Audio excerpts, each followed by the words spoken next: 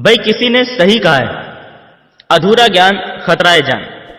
यानी complete information जितनी तेजी से आपके करियर को सही दिशा में ले जाती है, आधी अधूरी जानकारी उतनी ही तेजी से आपको गड्ढे में ले जाती है। नेटवर्क मार्केटिंग एक्चुअल में वो ट्रेन है जो कि गरीबपुर से अमीरपुर जाती है और पिछले कई दशकों से लगातार जा रही है। लाखों लोगों को आज तक उनकी मंजिल पे पहुंचा भी चुकी है। और अगर आप ये वीडियो देख रहे हो तो इस बात की पूरी संभावना है कि कहीं ना कहीं आप भी इस ट्रेन का टिकट कटवा चुके हो। आप सबको मेरी तरफ से हार्दिक बधाई। लेकिन असली जश्न का मौका तो तब बनेगा जब आप अपनी मंजिल पे यानी अमीरपुर पहुंच जाएंगे। मुद्दे की बात यह है कि इस ट्रेन का टिकट तो बहुत सारे लोग कटवा लेते हैं, लेकिन ज्यादातर लोग अमीरपुर नहीं पहुंच पाते। जब ये ट्रेन गरीबपुर से चलती है तब तो इस ट्रेन में इतनी ज्यादा भीड़ होती है कि पांव रखने तक की जगह मिलना भी मुश्किल हो जाता है। भीड़ की भीड़ घुसती चली जाती है नेटवर्क मार्केटिंग की ट्रेन में। लेकिन अमीरपुर पहुंचते पहुंचते इस ट्रेन में इतनी जगह बन जाती है कि अंत तक इसमें टिके रहने वाले यात्री आराम से सोते सोते अमीरपुर पहुंच जाते हैं। प्रश्न यह उठता है कि वो भीड़ कहां चली जाती है? उन 95% लोगों को जमीन खा जाती है या आसमान निकल जाता है? मैं आपको बताता हूं कि एक्चुअल में होता क्या है। गरीबपुर से अमीरपुर जाने का टिकट खरीदने के बावजूद भी लगभग 25% लोग तो ऐसे होते हैं जो कभी ट्रेन में चढ़े ही नहीं। यानी कि जिन्होंने नेटवर्क मार्केटिंग बिजनेस ज्वाइन करने के बावजूद भी कभी सीरियसली काम स्टार्ट किया ही नहीं। उन लोगों का मानना होता है कि मैंने ट्रेन का टिकट खरीद लिया है तो ट्रेन मेरे बाप की हो गई और ट्रेन का ड्राइवर मेरा खानदानी नौकर हो गया। अब तो ये ट्रेन मेरे हिसाब से चलेगी और मैं ट्रेन में तभी चढ़ूंगा जब ये मेरे घर के दरवाजे पे आके खड़ी हो जाएगी। ऐसा कहीं होता है क्या? अगर कोई ट्रेन का टिकट खरीदने के बाद ऐसा सोचता है कि मैं तो ट्रेन में तभी चढ़ूंगा जब ये मेरे घर के दरवाजे पे आके खड़ी हो जाएगी, तो ऐसे व्यक्ति को आप क्या कहेंगे? बताने की जरूरत नहीं है, सभी जानते हैं। लेकिन फिर भी बहुत से लोग नेटवर्क मार्केटिंग बिजनेस में यही गलती करते हैं, कभी घर से निकलते ही नहीं। अब जो लोग जैसे तैसे करके इस ट्रेन में चढ़ भी जाते हैं, यानी काम करना शुरू कर भी देते हैं, उनमें से भी बहुत सारे लोग ऐसे होते हैं जो ट्रेन पकड़ने की इतनी जल्दी में थे कि हड़बड़ाहट में गलत ट्रेन में चढ़ जाते हैं। यानी कि नेटवर्क मार्केटिंग के नाम पे कुछ भी करने लग जाते हैं मार्केट में। तरह तरह की उल जुलूल कंपनियों के झांसे में आके अमीरपुर जाने वाली ट्रेन की जगह फकीरपुर जाने वाली ट्रेन में चढ़ जाते हैं। खुद तो गलत ट्रेन में चढ़ी गए होते हैं, दूसरों को भी हाथ पकड़ के उस गलत ट्रेन में चढ़ा देते हैं और आखिर में हाथ में रह जाते हैं वही ढाक के 3 पात। इनकी गलती यह नहीं है कि ये लोग गलत ट्रेन में चढ़ गए, बल्कि इनकी गलती यह है कि सही ट्रेन कौन सी है इन्होंने इसकी प्रॉपर जानकारी नहीं ली। अगर आपको यह पता है कि सही ट्रेन कौन सी है तो चाहे गलत ट्रेनें 50 खड़ी हों, आप उनमें नहीं चढ़ोगे। और अगर आपको पता ही नहीं है कि सही ट्रेन कौन सी है तो आपको सभी ट्रेन सही लगेंगी और जो आपको सामने सबसे पहले दिखाई देगी आप उसी में चढ़ जाओगे। और ऐसा ही आज की डेट में हो रहा है हजारों लोगों के साथ। सही ट्रेनों की संख्या है लगभग 50 तो गलत ट्रेनों की संख्या है 5000। ऐसे में जरूरी है कि आपके पास डायरेक्ट सेलिंग या नेटवर्क मार्केटिंग इंडस्ट्री को लेकर जो गवर्नमेंट के द्वारा गाइडलाइंस दी गई हैं, उन गाइडलाइंस की पूरी जानकारी आपके पास हो, ताकि आप रियल और फेक नेटवर्क मार्केटिंग कंपनीज में अंतर आसानी से समझ पाएं। वैसे तो इन गाइडलाइंस के बारे में आपको गूगल पे पूरी जानकारी मिल जाएगी। फिर भी यदि आप लोग गाइडलाइंस के ऊपर एक डिटेल्ड वीडियो चाहते हैं तो नीचे कमेंट बॉक्स में जी टाइप कर दो जल्दी से, ताकि मुझे भी पता चल सके कि आपको एक्चुअल में इस टॉपिक पे वीडियो चाहिए। आपको आज की मार्केट सिचुएशन के बारे में जानकर आश्चर्य होगा कि मार्केट में आज की डेट में जितने भी नेटवर्कर्स काम कर रहे हैं और अपना जीवन बदलने के लिए दिन रात कड़ी मेहनत कर रहे हैं, उनमें से लगभग 70% लोग गलत ट्रेन में चढ़े हुए हैं। मात्र 30% ही सही ट्रेनें पकड़कर आगे बढ़ रहे हैं। पर इससे भी बड़ी और गंभीर समझने लायक बात यह है कि इनमें से भी बहुत सारे लोग, इन 30% में से भी बहुत सारे लोग सही ट्रेन में चढ़ने के बावजूद भी अमीरपुर नहीं पहुंच पाते हैं।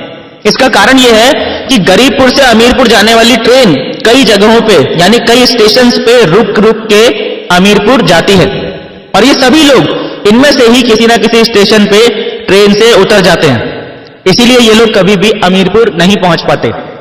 वैसे तो छोटे मोटे सैकड़ों स्टेशन हैं जो गरीबपुर से अमीरपुर के बीच में आते हैं, पर इनमें से 5 ऐसे बड़े स्टेशन हैं जहां पे सबसे ज्यादा लोग इस ट्रेन से उतर जाते हैं और कभी अमीरपुर नहीं पहुंच पाते। सबसे पहला स्टेशन आता है भयनगर। जिनके मन में भय होता है किसी भी प्रकार का, वो सारे लोग इस स्टेशन पे ही उतर जाते हैं। असफलता का भय, ठुकराए जाने का भय, कंपनी बंद हो जाने का भय, नौकरी छूट जाने का भय, परिवार वालों और करीबियों के विरोध का भय और इसी प्रकार के ना जाने कितने भय हम अपने मन में पाले रहते हैं।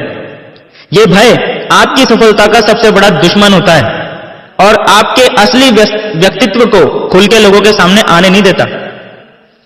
एक बार आप इस स्टेशन से आगे निकल जाते हैं और अमीरपुर जाने वाली ट्रेन से उतरते नहीं हैं, तो अगला जो स्टेशन आता है जहां पे अधिकतर लोग ट्रेन से उतर जाते हैं वो है संदेहपुरी। संदेह यानी डाउट या शक ऐसी बीमारी है जिसका इस दुनिया में कोई इलाज नहीं है। संदेह सीधा आपकी बुद्धि पर अटैक करता है और आपकी सोचने, समझने और डिसीजन लेने की क्षमता को खत्म कर देता है। डाउट कभी भी आ सकता है, डाउट किसी पे भी हो सकता है, कंपनी पे, प्रोडक्ट्स पे, सिस्टम पे, अपलाइन पे, किसी पे भी। इस डाउट को सिर्फ एक ही तरीके से रोका जा सकता है और वो तरीका है विश्वास करना। विश्वास करना अपनी कंपनी पे, विश्वास करना अपने प्रोडक्ट्स पे, विश्वास करना अपने सिस्टम पे और अपलाइंस पे। अगर आप में विश्वास है तो आप संदेहपुरी स्टेशन से भी बच जाएंगे और आगे निकल जाएंगे। एक बार आप इस स्टेशन से आगे निकल जाते हैं और अमीरपुर जाने वाली ट्रेन से उतरते नहीं हैं, तो अगला स्टेशन यानी तीसरा बड़ा स्टेशन जहां पे अधिकतर लोग ट्रेन से उतर जाते हैं वो है सलाहपुर। जी हां, आपने भय पे जीत हासिल कर ली, आपने संदेह पे जीत हासिल कर ली। अब आपको उन लोगों से बचना है जो आपको फालतू सलाह देकर आपके रास्ते से भटकाने की कोशिश करते हैं। याद रखना, हर सलाह देने वाला व्यक्ति आपका भला चाहने वाला हो ऐसा जरूरी नहीं है, और हर भला चाहने वाला व्यक्ति आपको सही सलाह दे रहा हो ऐसा भी जरूरी नहीं है। इसीलिए यह सलाहपुर स्टेशन सबसे खतरनाक स्टेशनों में से एक है। अगर आपने सही सलाह को छोड़ दिया और गलत सलाह को मान लिया तो आपका सफर वहीं खत्म हो जाएगा। ज्यादातर लोगों के साथ समस्या यह है कि उन्हें समझ ही नहीं आता है कि कौन उन्हें सही गाइड कर रहा है और कौन उन्हें मिसगाइड कर रहा है। जरूरी नहीं है कि चिकनी चुपड़ी बातें करने वाला आपका भला चाहने वाला ही हो और कड़वी बातें करने वाला आपका बुरा चाहने वाला ही हो। एक सिंपल सा लॉजिक देता हूं आपको, जिससे कि आपको आज के बाद ये अंडरस्टैंड करना आसान हो जाएगा कि कौन आपको सही सलाह दे रहा है और कौन आपको गलत सलाह दे रहा है। हर वो व्यक्ति जो नेटवर्क मार्केटिंग बिजनेस में एक्सपर्ट है, और आप जहां भी, जिस भी कंपनी में, जिस भी पोजीशन में हो, आपकी ग्रोथ से अगर उस व्यक्ति को इनकम हो रही है, आपकी टीम बढ़ने से अगर उसका बिजनेस भी बढ़ रहा है, तो समझ लो कि वो आपको सही सलाह दे रहा है।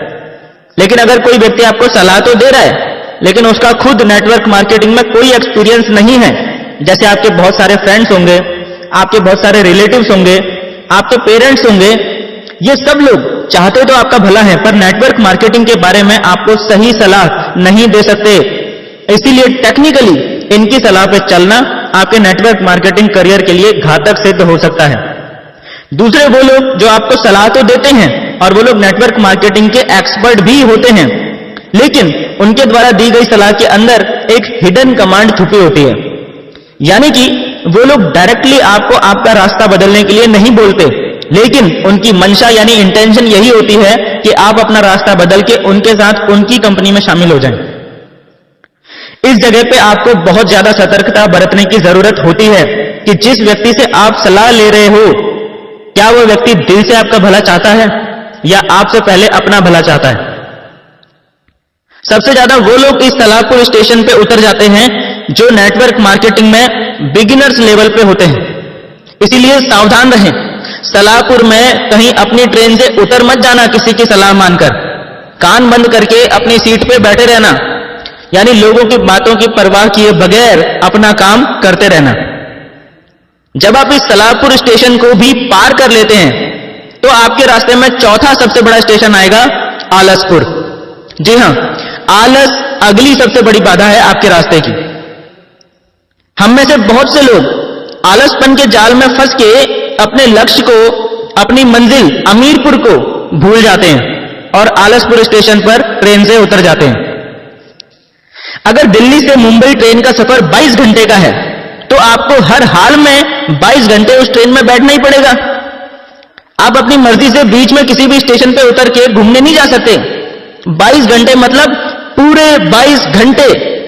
लेकिन आलसी लोग इतना झेलने से पहले ही बीच में आलसपुर पे उतर जाते हैं, फिर बोलते हैं ट्रेन में तो हम भी चढ़े थे जी, हम तो अमीरपुर नहीं पहुंचे।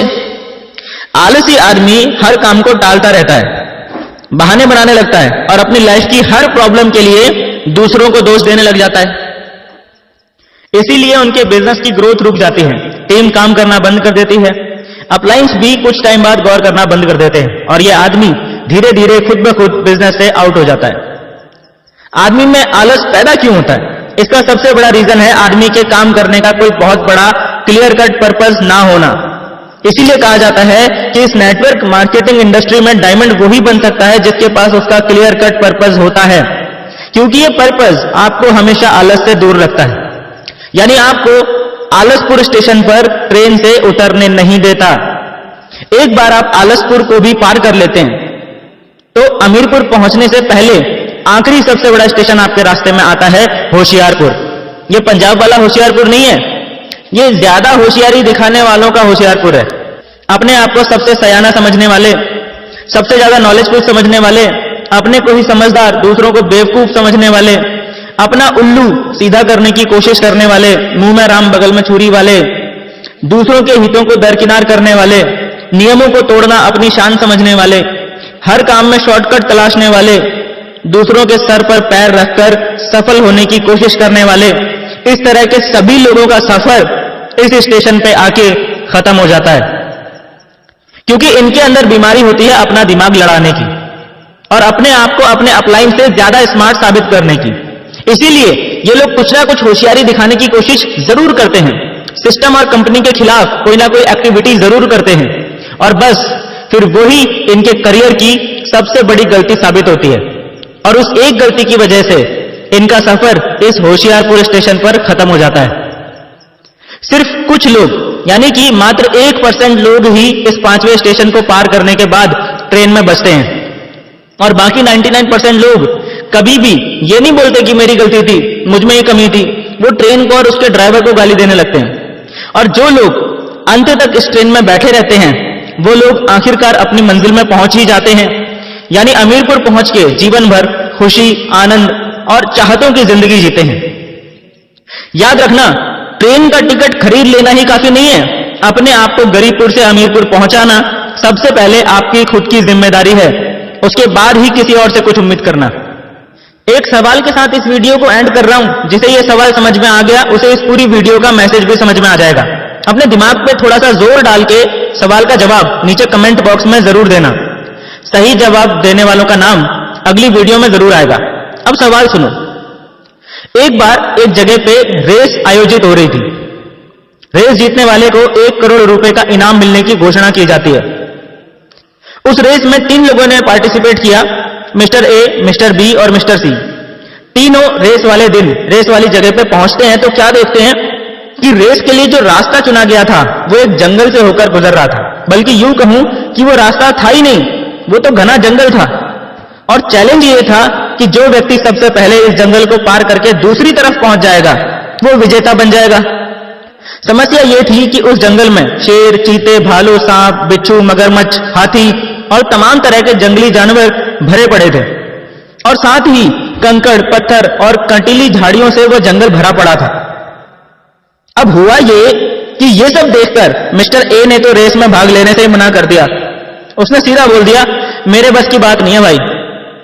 अब मिस्टर बी और मिस्टर सी इन दोनों ने दौड़ने का डिसीजन लिया। रेस शुरू हुई और मिस्टर बी और मिस्टर सी घुस गए जंगल में। दौड़ते दौड़ते थोड़ी देर में क्या हुआ, मिस्टर बी को ठोकर लगी और वो कंटीली झाड़ियों में गिर गया। उसके शरीर में जगह जगह से खून निकलने लगा और वो रोता रोता वहीं से वापस लौट गया। जहां से रेस शुरू हुई थी वापस वहीं पे आके खड़ा हो गया। मिस्टर सी भी जंगल में दौड़ रहा था। दौड़ते दौड़ते अचानक उसको भी ठोकर लगी, वो भी गिर पड़ा। वो उठा तो उसने देखा कि पैर के अंगूठे से खून निकल रहा है। उसने परवाह नहीं करी और वो आगे बढ़ता रहा। थोड़ी देर में पैर में एक कांटा लग गया और दर्द होने लगा। उसने अब भी परवाह नहीं करी और वो आगे बढ़ता रहा। इसी प्रकार जंगल में जितनी भी मुश्किलें आई उसने किसी की भी परवाह नहीं करी और वो लगातार आगे बढ़ता चला गया। देखते ही देखते उसने पूरा जंगल पार कर दिया।